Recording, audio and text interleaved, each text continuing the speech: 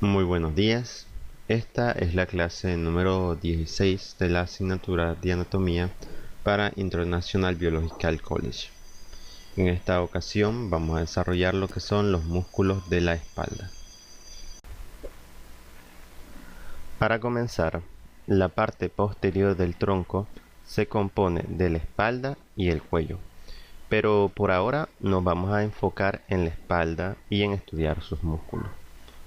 Como bien ya habíamos mencionado en clases pasadas, los músculos no se pueden ver en una sola imagen. Muchos de ellos se encuentran superpuestos, por lo que se dividen en tres capas o tres planos. Estos son el plano superficial, el plano medio y también el plano profundo. El plano superficial corresponde a los músculos trapecio, dorsal ancho, aponeurosis lumbar, el oblicuo mayor, el infraespinoso, el redondo mayor y el redondo menor. En el caso del plano medio tenemos el serrato menor, el superior, el inferior y el romboide. Y por último, en el plano más profundo serían los músculos dorsal largo, el intercostal, el epiespinoso, el sacrolumbar, y pues vamos a ver cada uno de los músculos, primeramente comenzando con los músculos del plano superficial. Aquí, como ya sabemos, encontramos toda esta lista: el trapecio, dorsal ancho, la aponeurosis lumbar, el oblicuo mayor, el infraespinoso, el redondo mayor y el redondo menor. Recordemos que estos son los músculos que están de manera más superficial. El primero de ellos es el músculo trapecio, es el más conocido de los músculos de la espalda, especialmente porque cuando una persona va al gimnasio o también los practicantes de halterofilia, pues este es uno de los músculos que se trabajan bastante, al menos en lo correspondiente a la espalda. El trapecio justamente es el músculo más voluminoso de la espalda. Es un músculo par, totalmente subcutáneo, o sea que se encuentra propiamente en la superficie.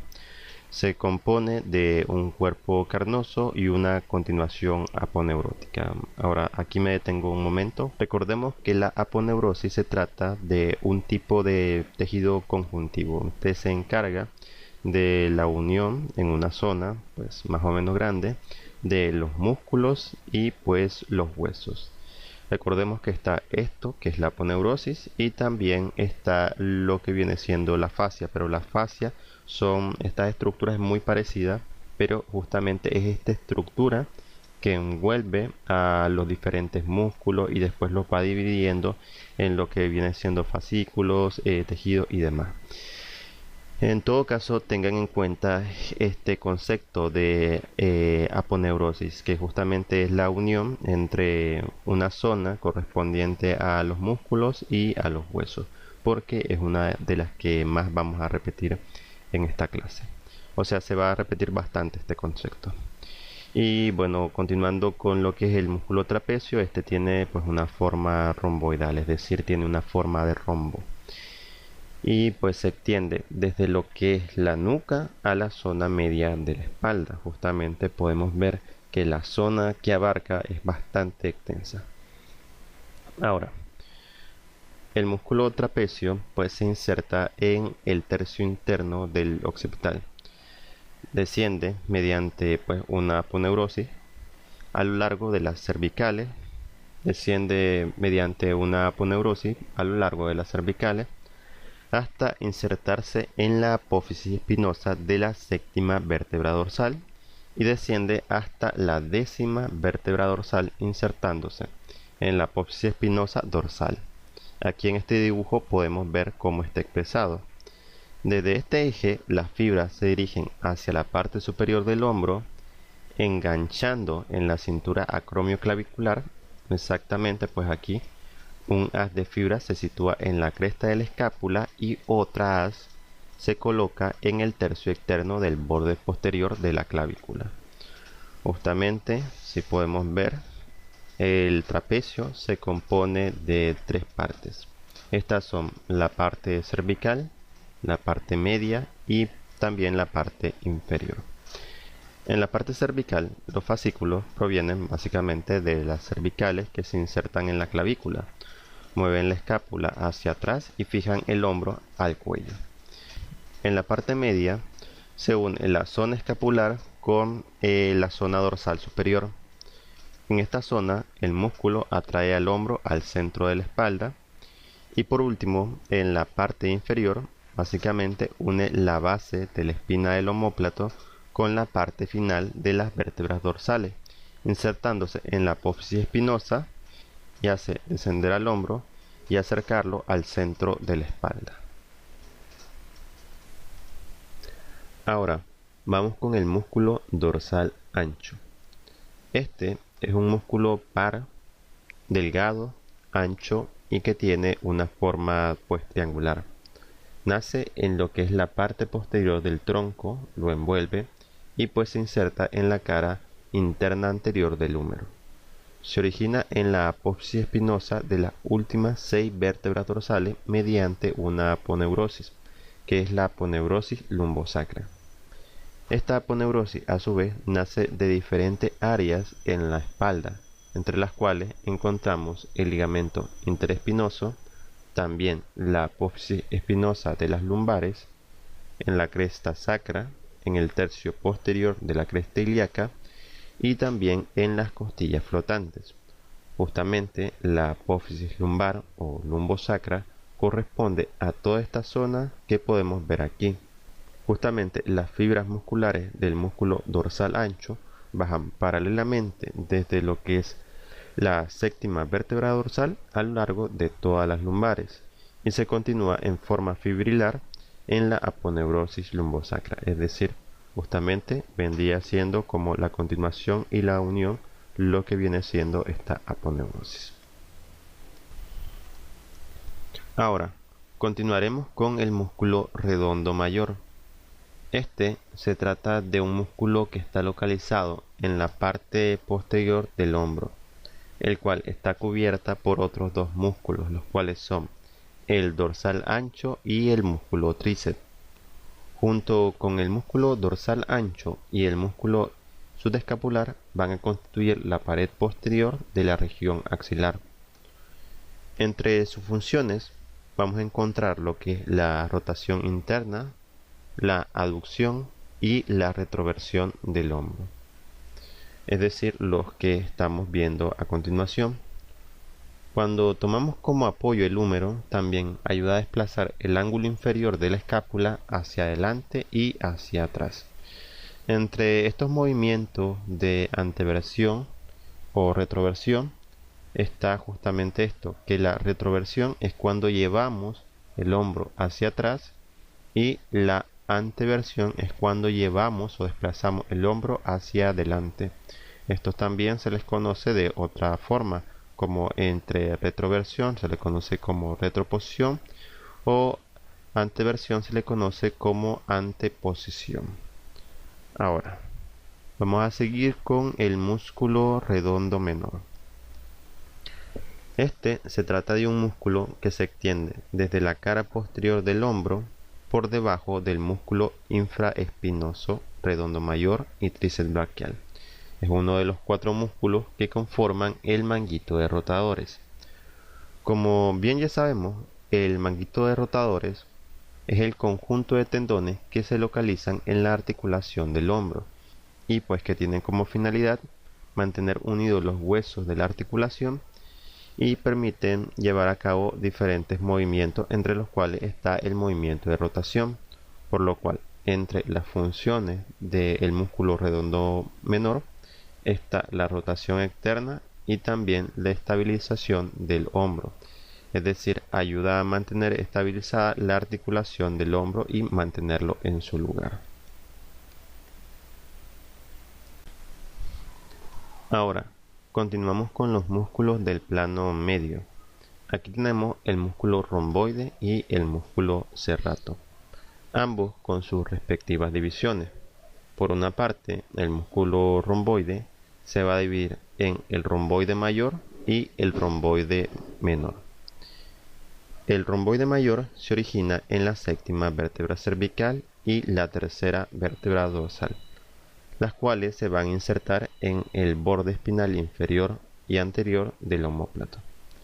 En el caso del romboide menor, este se origina en la quinta vértebra cervical, la cual se une mediante cortos tendones al borde espinal inferior del omóplato. Es decir, se une también al mismo punto que lo hace el romboide mayor.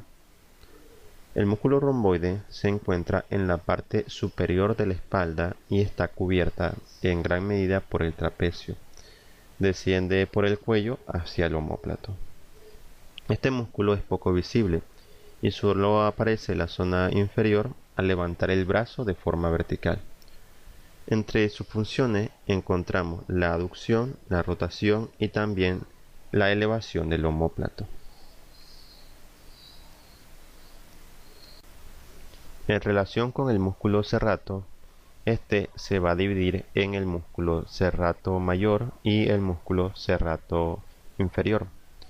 El músculo serrato mayor es un músculo que se origina con 9 digitaciones en las 9 costillas superiores y pues se van a insertar en el borde medio de la escápula. Su función es de contribuir a mantener un punto sólido en la escápula. Propiamente son pequeños músculos cuya finalidad es la de facilitar la respiración permitiendo el movimiento de las costillas, o sea, permitiendo el movimiento de la caja torácica. Por otro lado, el músculo serrato inferior es un músculo plano cuyo origen son las apófisis espinosas de dos secciones, tanto la sección dorsal o torácica y la sección lumbar. En la parte torácica se origina en lo que viene siendo la T11, T12 y pues también en la L1 y L2, o sea, lumbar 1 y lumbar 2. Y pues se inserta en la cara posterior externa de las últimas 4 costillas. Este es un músculo superficial en relación con los músculos pues propios de la espalda y profundo en relación con el músculo dorsal ancho, es decir, está en el plano medio como habíamos mencionado, el cual recibe inervaciones posteriores de los nervios raquídeos torácicos vecinos. Su función es la de bajar las costillas durante la expiración. Es decir, por un lado, el músculo serrato mayor ayuda en el proceso de la inspiración, permitiendo el movimiento de la caja torácica, y por otro lado, el serrato inferior en el proceso de la expiración. Ahora, vamos con el plano más profundo. Aquí tendríamos los músculos dorsal largo, el epiespinoso, el sacrolumbar y el intercostal. Aquí vamos a tomar los 3 primeros músculos, ya que estos se originan de forma común en la zona lumbar, sacra y en la parte posterior de la cresta ilíaca. Para empezar, el dorsal largo se origina en la parte medial de la aponeurosis lumbosacra, en la cresta del sacro y en los ligamentos sacroiliacos dorsales. Su inserción es un poco diferente a otros músculos, pues a medida que asciende va dando digitalizaciones a todas las apófisis transversales y a las caras laterales de las costillas. Este músculo tiene una función unilateral y una función bilateral.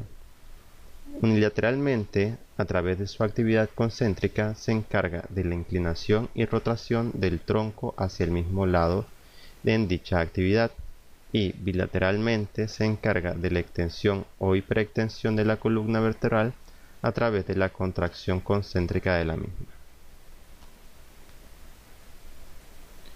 En relación al músculo epiespinoso, antes de todo, se trata de un músculo que se encuentra en 2 regiones de la espalda, las cuales son la región torácica y la región lumbar. En la región torácica y lumbar hay que ver tanto lo que viene siendo su origen y su inserción. Justamente en la región torácica el músculo se origina desde la apófisis espinosa de las vértebras dorsal 10 a lumbar 3, y en la región espinal se origina desde la apófisis espinosa vertebral desde la cervical 6 a la dorsal 2. Ahora, en correspondencia con su inserción, pues es muy similar a esta. Abarcan de la misma forma 2 zonas correspondientes a las apófisis espinosas. Por un lado, la del músculo de la región torácica se inserta en la apófisis espinosa vertebral de la dorsal 2 a la dorsal 8. Es decir, en esta parte justamente queda libre la dorsal 9. Y en el caso de la región espinal, este músculo va de la apófisis espinosa vertebral de la cervical 2 a la cervical 4, dejando pues libre lo que es la cervical 5. Entre sus funciones tenemos la extensión o la hiperextensión, también aumenta la hiperlordosis cervical y la corrección de la cifosis dorsal, que es un problema que también ya habíamos visto y hablado de él, que es cuando una persona no tiene una adecuada posición, entonces puede llegar a presentar un problema que se conoce como cifosis, que es una desviación anormal de la columna. Después tenemos al músculo sacrolumbar. El músculo sacrolumbar se localiza en la espalda a los lados de toda la columna vertebral, ya que se trata pues de un músculo largo. Se divide anatómicamente en 3 fragmentos, los cuales son el cervical, el lumbar y el dorsal. Al momento que se activan todas las fibras del músculo en conjunto, se va a lograr una movilización completa que dirige la espalda de manera posterior, es decir, en el movimiento que se conoce como extensión de la columna. Pero cuando solamente se activa una zona del músculo, se logra la acción del cuello lateralmente, o pues lo que se conoce como inclinación. Ahora continuamos con el intercostal. Aquí hay que hacer una pequeña división, porque aquí en este músculo se tienen 3 divisiones, que son el músculo intercostal externo, el músculo intercostal medio o interno y también el músculo intercostal íntimo. Para empezar, el músculo intercostal externo es el más superficial de los músculos intercostales y se extiende en toda la circunferencia de la pared torácica, entre pues los respectivos bordes de las costillas. Sus fibras se orientan oblicuamente hacia abajo y lateralmente en la pared posterior del tórax y hacia abajo y medial en la pared anterior. Su función es justamente la elevación de la costilla, aumentando el diámetro anteroposterior y transversal de la pared torácica, o sea, actúa en el proceso de la inspiración. El músculo intercostal medio o interno, o sea, es el mismo básicamente, se le dice medio o interno. El músculo se origina en el borde superior de las costillas inferiores y se inserta en el labio externo del surco de la costilla superior. Su función es de extender la costilla, disminuyendo el diámetro anteroposterior y transversal de la pared torácica. Es decir, este es uno de los 2 músculos intracostales que actúa en el proceso de la expiración, o sea, durante la expiración. Y por último está el músculo intercostal íntimo. Este músculo se origina en el borde superior de la costilla inferior y se inserta en el labio interno del surco de la costilla superior. Al igual que pasa con el intercostal medio, su función también es descender la costilla disminuyendo el diámetro de la pared torácica, o sea, y de la misma forma actúa en el proceso de la inspiración. Justamente aquí es la expiración forzada. Bueno, y aquí terminaríamos con la clase del día de hoy.